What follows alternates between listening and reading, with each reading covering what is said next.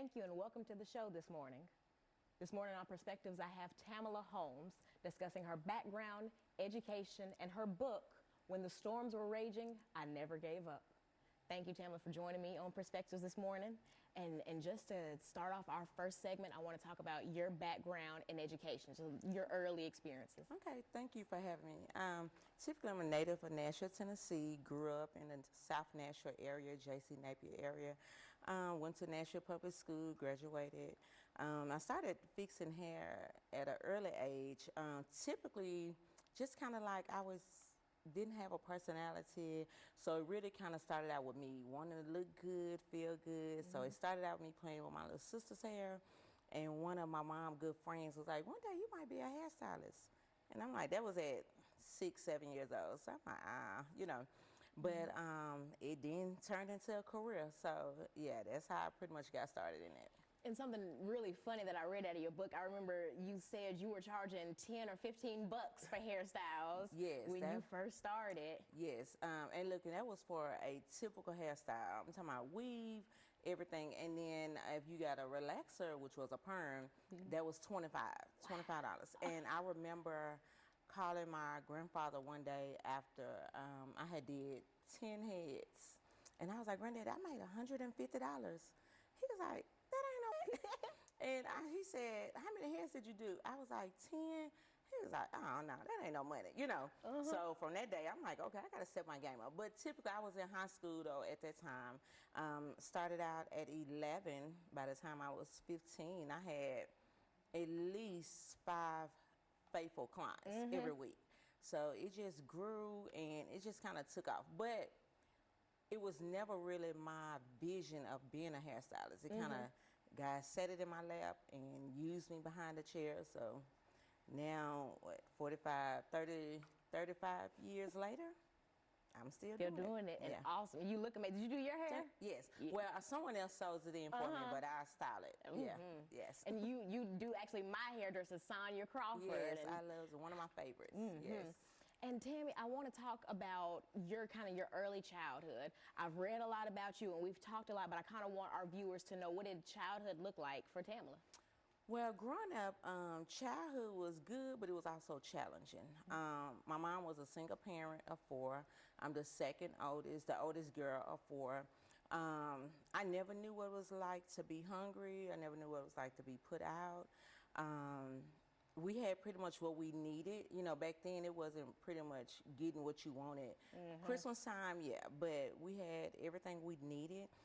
It was just, and my mom always worked 2 or 3 jobs to make sure that we was taken care of. But childhood was still rough for me, because in my childhood, I experienced verbal abuse. Now, I can't speak for physical abuse or sexual abuse because that never happened.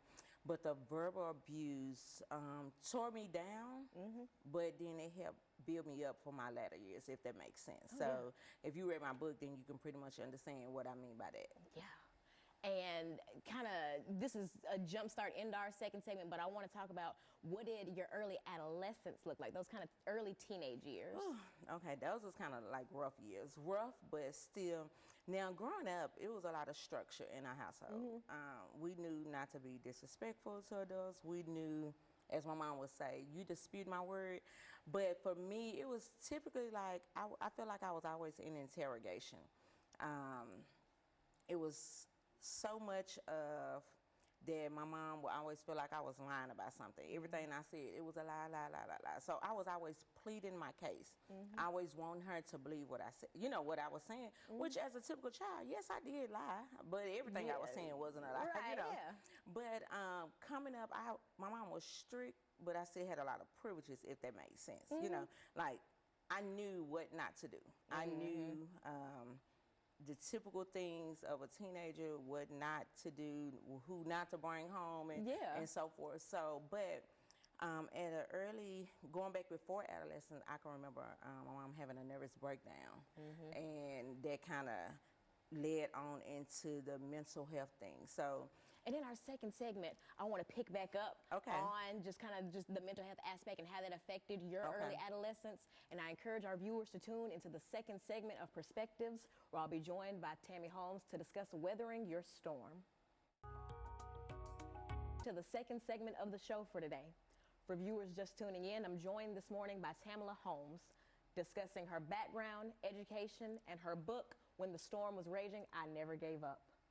Thank you, Tammy, for joining me this morning. And just to kind of rehash our first segment, we talked about your early experiences here in Nashville, from J.C. Napier to your different schooling experiences. We talked about your early cosmetology experience, charging $25 for a perm. Yes. And we left off on how your mom's mental health and just really mental health in general affected your early adolescence and kind of shaped you in those teenage years. So I want to pick back up on that and just kind of talk about the development of teenage Tammy. Okay. So as I said before, my mom had a nervous breakdown early on. And if I can recall, I recall being in about the third grade at that time. So it was 4 of us, and again, I'm the oldest girl. So it's typically like I always had the mom mentality around the house. My mom worked a lot, and I can recall, you know, her having to go away for a little while.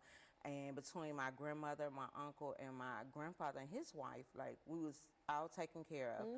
But things changed a lot. You know, things changed a lot. My mom went away for a little bit, came back, got well. And, but then I talked a bit about the verbal abuse, right? So coming up, we knew, you know, not to be disrespectful, but in experiencing the verbal abuse for me, it was different for my siblings, you know. A lot of times that it was a lot of the name calling. Like, my mom never said what I would not be. She never told me who I couldn't be, right? But to other people, from what I was told, my daughter this and my daughter that. But then to me, it was BH, you know what. So it was kind of first, middle, and last name for me, you know, for a while. So as, you know, going on, now I'm a teenager, junior high school, it kind of happens again. And when it happens again, now I'm much older. I've always been much mature for my age. So and not that I even knew what was going on, but I knew kind of like how to deal with it. You know, my mom, my grandmother, we was always raised in church. And if nothing else, they led us to Christ. So I went to church every Sunday. And at that time, I was Church of Christ. And so I used to walk to church. And my mom was heavy about us being in church. So, well, in the meantime, I always prayed. So as a young girl, it was just pretty much like, I knew that that was my only source of making it through life. So as the verbal abuse went on, maybe about at the age of 15, that's when the dynamics of generational curses like became vision to me. So therefore I knew that at the age of 15, if I ever had kids, I would never talk to my kids the way my mom talked to me, because it did tear me down. It tore me down, because as a young girl, I was a crybaby. And I used to cry. You look at me, I would cry all the time. And but it created in me, it tore me down, but then it built me up for my latter years, my adult years, right? So now, where I'm at in my life now, like, absolutely nothing bothers me. Because it used to be, even going into my early adulthood, I always felt like I had to explain myself. I had to, but that's because my mom, I always felt like I had to prove a point to her. So once I knew that I had to break that generational curse, like, it was there on from that point. Yeah. And kind of building up into that young lady, tell me some of the experiences that you had as a young woman in love and life and just things of that nature. Well, I've always kind of been a workaholic. Like I said, I started fixing hair at the age of 11. So in the midst of that, it was always, I used to kind of party some when I was younger, but the dedication, the clientele picked up. And that's one thing about being a hairstylist, is you're going to come early or stay late. Yeah. If it's a career for you and not a hobby, like, a lot of times you're going to have to miss a lot of things. And but just hanging out with my friends, and I didn't really have a whole lot growing up. I still have a couple that I'm still friends with now from, you know, childhood. But just kind of hanging out. Really never was a club person, but I went, you know, and had fun. So just kind of like just navigating. Once I got into the beauty industry, it was really more or less about me validating myself, making myself feel good, looking good, working on me. And then it's just like life was just happening for me, from high school to moving out on my own 3 months before graduation. And then at that point, once you got bills, you grown. Yeah. You know, so I couldn't play little girl games anymore. You know, I knew I had to be on my grind. I knew I had to work. I knew I had to pay bills. Made a lot of bad choices and decisions. But hey, that's life lessons, you know.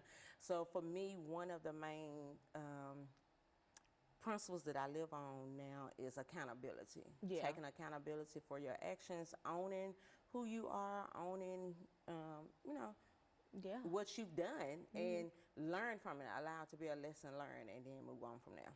I know, and there's a part of your book that mentions that directly. You should not be ashamed of your past. Oh, You've made absolutely it not. through that. Yeah. And that especially spoke to me because I'm like, man, we often as people, we live in our mistakes and we live in the criticism.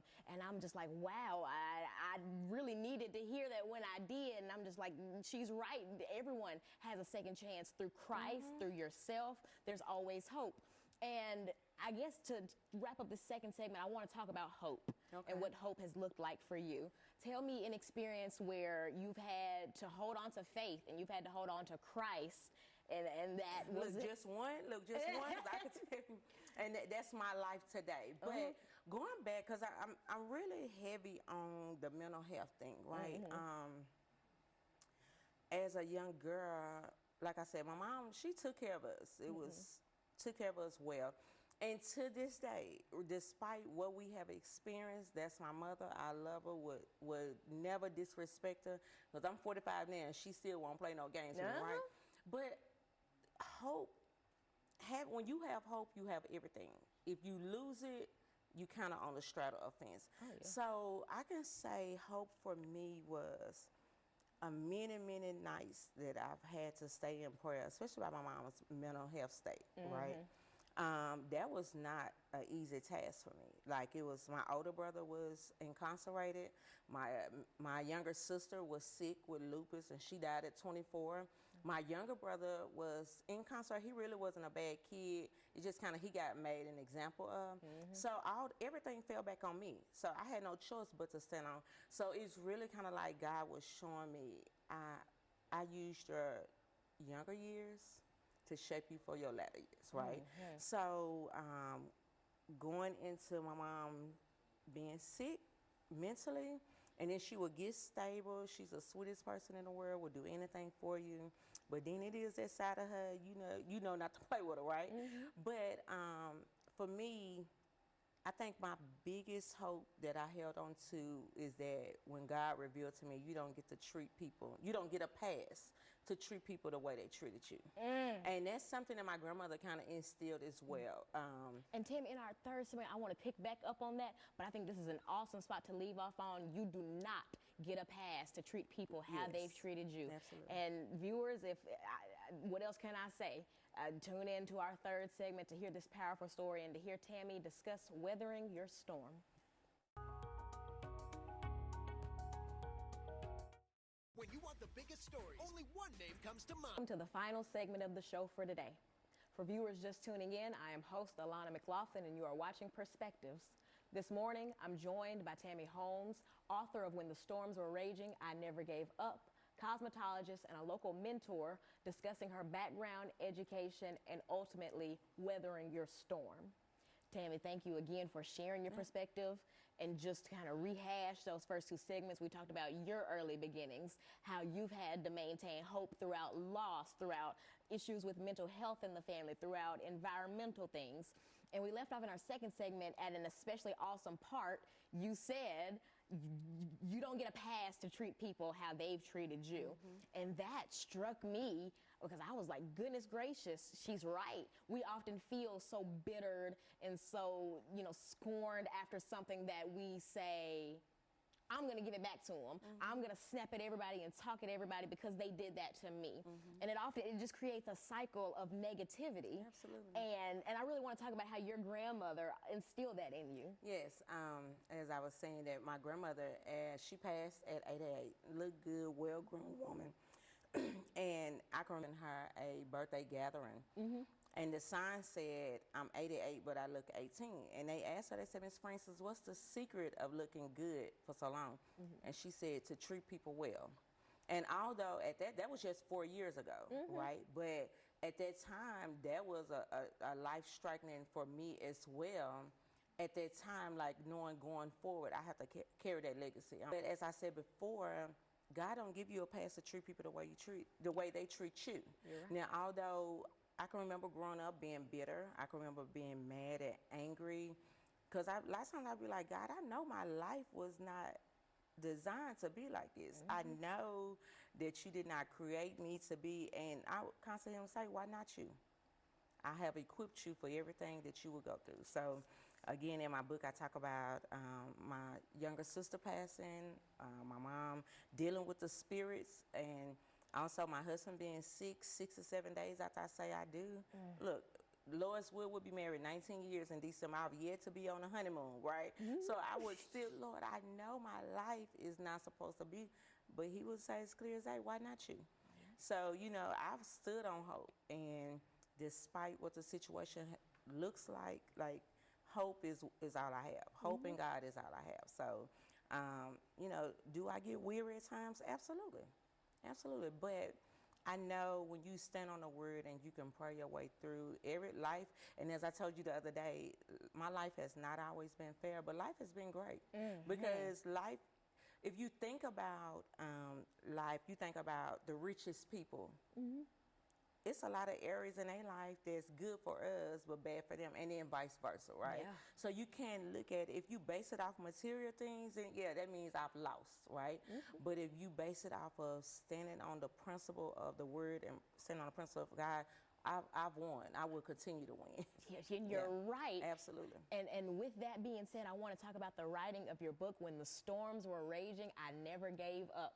And I just want to interject and say that this is available on Kindle. This is available on any kind of e-reader website. And I encourage all of our viewers to read it because it is a powerful book. I had to read it in 2 sessions because I cried myself to sleep on the first one. It was that powerful. And I really want to talk about first how you came up with that title, When the Storms Are Raging, I Never Gave Up. Well, I was at the gym one morning, and my publisher, LaToya Wilson, out of Minnesota, we had been talking over the last week or two at that time, and we had one title, and it just wasn't doing it. But all I kept hearing was storms. So we, 2-3 weeks after, you know, talking about the title, and we talking about the cover for the book. And I was just still kind of lost because it was just happening. Things were just happening. But I kept hearing storms. I didn't know where God was taking it. And then when I was on the treadmill one morning, and it came just as clear as day. When the storms was raging, I never gave up. Because I'm talking about my life and in every aspect. And that right there was just a little counterpart, right? But I talked about some of the major storms that really should have broke me. You know, that really should have broke me, especially like when my husband was sick. My sister died the day that he came home from the hospital, and he was fighting for his life. You ran to the hospital. You left your husband and ran to your... Yes, and so in the midst of that, it's like, and when I kept hearing storms, I'm like, you know what? And I never did give up. Giving up is not an option. And I tell my kids that today, is that as long as you don't give up on yourself, many people give up on you. You know, I've almost given up on myself because it, I mean, plenty of times, you know, for me, stress is like, you know, sometimes people can see other people in their family on drugs, and they may be like, I never do that based on what I see, how they look and the things that they do. Well, for me, that's how stress is for me, because I see the control of the mind. And when you give Satan that control, all it takes is just a little inch. And when you give Satan that little inch, he takes a whole yard. And then from there, you into months of all kind of chaos. Mental chaos, substance abuse, you're fighting emotionally, mentally. And you know what, a lot of times, I mean, and I can say this with an adamant heart, although when my mom dealt with her mental issues, my mom has never done drugs, she's never been a drinker. I mean, she may have a casual drink here and there, but even now to this day. So it's not like that the drug abuse for some people that leads them into that state, it's not like that's what led her. I think it was just the navigation of life and not knowing how to deal with it. So I allowed that to be a lesson learned for me to watch how my mom. Now, one thing if I had to go to work and do one client a day to feed my family, then I know to do that because I see my mom work 2 or 3 jobs, right? But before whatever I have to lose, whether it be car, house, anything material, is gone because you can always start over. Yeah. And when you have hope, look, I have that Job hope because I know that God is going to multiply, right? Oh, yeah. So, but when you have hope and you stand on hope, and so, of course, in my book, I talk about one of my favorite scriptures, Lord, though you slay me, yet would I trust you. Because, again, life is not going to always be fair. But you got to pick it up. You can't give up on yourself. You have to show up for yourself regardless. So, nevertheless, if you have a family, a husband, and kids, and people depending on you, you got to just set that off your shoulders and keep on going. You're right. And your book mentioned so many different scriptures that really talked about the same thing. But specifically, I believe this is the book of Isaiah.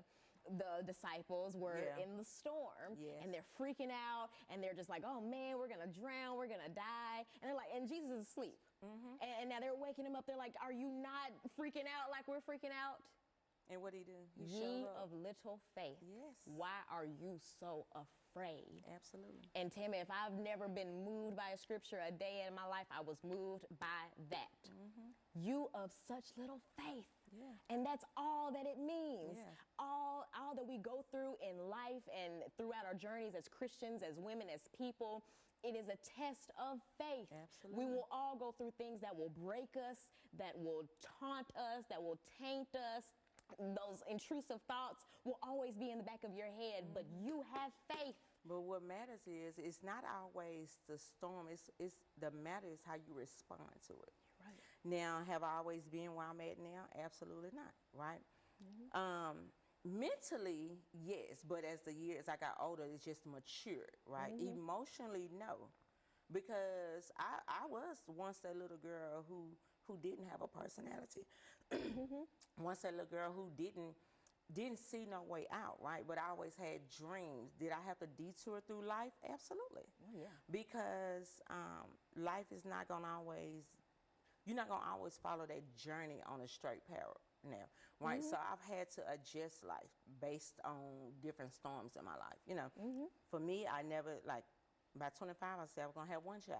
Well, guess what? At 25, I had 4 kids in my house, that I was raising. So, life is, again, not always fair, but my life has been great. And God is great. Oh, yes. And I thank you for emphasizing that throughout all this, from your book to you in the salon to here now. God has not given up on you, on me, or anyone else. And he never will. He never because, and I'm going to say this before we go, is that being a hairstylist is my passion, but I knew it was not my purpose. But God had to place me there to get me to where I am now, right? And you minister there. Absolutely. And Tammy, I thank you so much for sharing your story and for sharing your light with the world. And to our viewers, if this does not encourage you to weather your storm, I don't know what will. Thank you and good morning.